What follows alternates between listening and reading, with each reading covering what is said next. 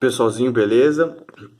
Bom, hoje, continuando aquela ideia dos traços, da simplicidade da forma, dos desenhos, enfim, eu vou estar trabalhando com vocês aqui duas coisas importantes, com dois artistas fundamentais na história da arte, principalmente do século XX, ok? Que fizeram todas as mudanças que precisamos para chegar na arte, principalmente contemporânea, e o que nós mais vemos hoje, ok? Bom, seguinte, esse quadro eu separei só para vocês entenderem um pré do que a gente vai estar falando, tá? Bom, aqui nós podemos perceber que na arte, eu vou falar antiga aqui, mas podemos falar barroca, o pós-renascimento, e daí vai. E até as mais antigas tinham, por exemplo, a ideia de asas, tinha uma sacada dos tecidos, entendeu? Então tinha toda uma ideia de luminosidade nos rostos e tal, nos objetos em questão, enfim, né? Podemos entender também a ideia das luzes, dos desdobramentos de tecido, enfim, né? O olhar, a expressão, né? As tonalidades que eram usadas para a pele, enfim, né? Bom, por que eu estou falando tudo isso? Porque depois de um tempo, aos poucos, foi ficando mais natural a imagem, tá?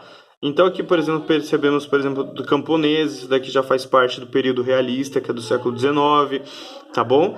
E aí o que acontece? Tem toda essa sacada aqui de começar a simplificar a forma aqui no cenário, enfim, tá? Aqui vocês percebem que já são menos cores, né? Já é mais a questão de simplesmente estar reproduzindo o real, ok?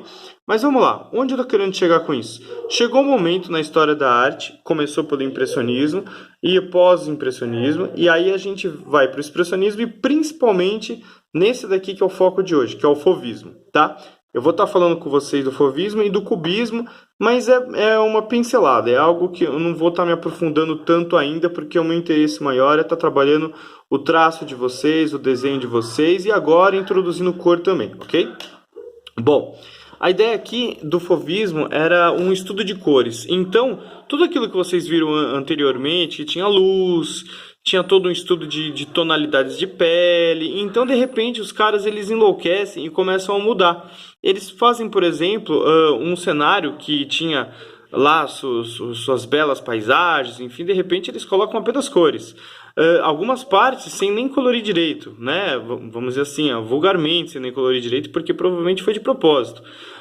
Aqui nós podemos ver os azuis, né? E um estudo de cores, como por exemplo aqui, ó, o frio e a moça, que no caso o rosto está mais quente, então tem os amarelos, tem alguns verdes bem assim, bem tímidos aqui acontecendo, uns marrons mais avermelhados e daí vai, certo? E esse monte de cor jogado. Então, o que praticamente é o fauvismo? É um estudo de cor. Era um desenho mais timidamente colocado, né? Porque de certo eles não conheciam ainda um desenho animado, né, que é todo colorido, enfim, foi daí que saiu, foi deles que saiu tudo isso. E aí a gente percebe, por exemplo, os azuis envolventes no meio de um vermelho que está aqui irradiante, ele está irritando os olhos, o vermelho com os amarelos, né? Porque a gente percebe através dessas cores muito fortes colocadas aqui entre as frutas amarelas e verdes como elas gritam, né? Então era uma ideia realmente assim de jogar a cor para fazer o espectador assim ficar vibrado, cores vibrantes ao meio de tudo isso, ok? E aí a gente percebe também aqui alguns outros trabalhos fauvistas também, no qual até está bem separado aqui a ideia das cores quentes, né? E de repente as frias na ponte, os azuis, aqui quase que um descanso, jogando uns verdes mais calmos, com os rosas mais calmos, ao invés daquele vermelhão, laranjão, amarelão no meio dos azuis, certo? Mas a ideia ainda não é essa, calma que eu vou chegar lá. Esse é um ponto principal que eu queria mostrar para vocês. É um quadro do Gauguin, ele é um pós-impressionista, fauvista, e ele pinta os cachorros, ele jogava eles meio alaranjados, sabe? Ele mudava um pouco os tons das coisas, pintava cavalos amarelos e raposas azuis, e daí vai. Ele misturava muito, ele mudava as cores, fazia, por exemplo, partes do rio, do lago meio avermelhado, árvores, como vocês podem ver, árvores azuis, ó. Ele ia mudando todas as cores das coisas, e isso foi de mais importante para a arte do século XX, para a arte contemporânea e moderna, tá bom? Principalmente por causa disso daqui. A gente chega num ponto, acho que ela não vai ficar rosa aí no vídeo, mas a ideia da pantera é cor de rosa, ok? Ela tá rosa aqui. Tudo bem? Bom, Principalmente por causa disso, por conta das cores usadas posteriormente, tá? Então nós entendemos aqui, por exemplo, a Pantera Cor-de-Rosa como um dos principais personagens no sentido fovista, no pós-fovista, tá? Que foi, no caso, aí pro próprio desenho animado, pra televisão, pro pop, daí vai, ok? Bom, aquele rosão, enfim, né? Só que aí estamos falando de cor até agora. Voltando pro desenho, a gente pode pegar Picasso, no caso, entramos aí na ideia da linha como ela própria funcionando, né? Então é como se ele pegasse apenas um ponto do desenho e fizesse todo o desenho apenas com um ponto, sem tirar muito do papel, né? A ideia de uma simplicidade da forma, ok?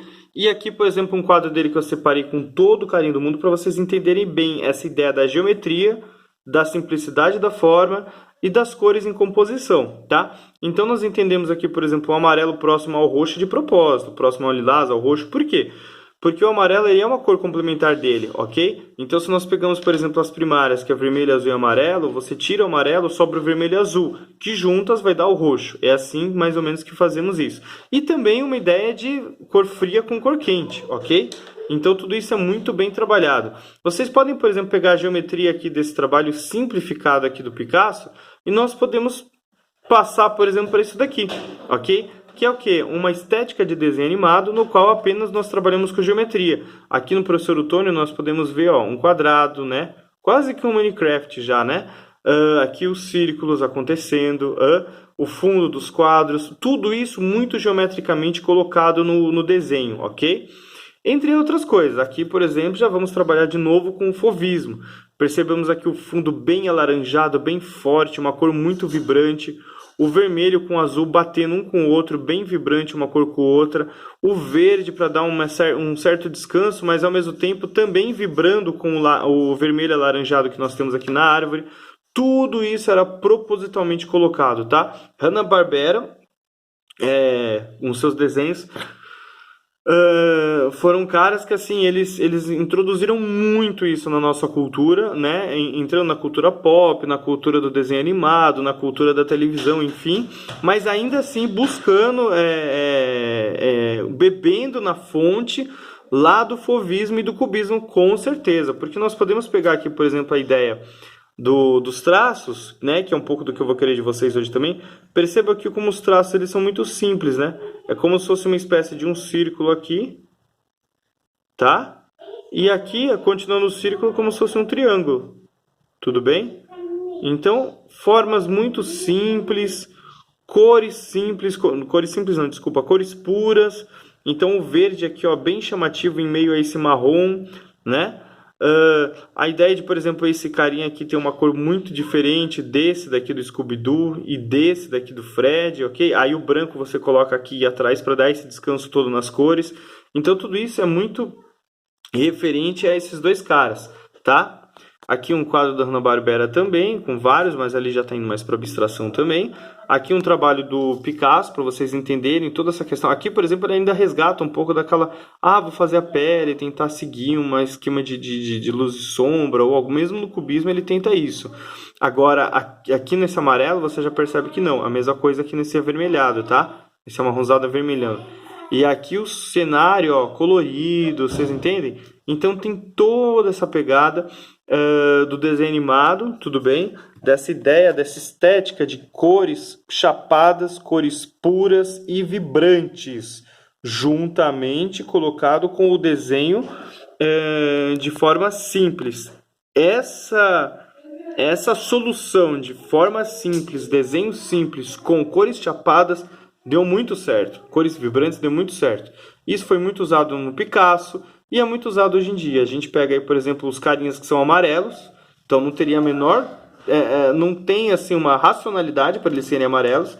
Mas é uma pegada fovista com certeza. Não que o artista foi pensar no fovismo. Mas vem dali, né? Vem dali, a fonte que se bebe é dali.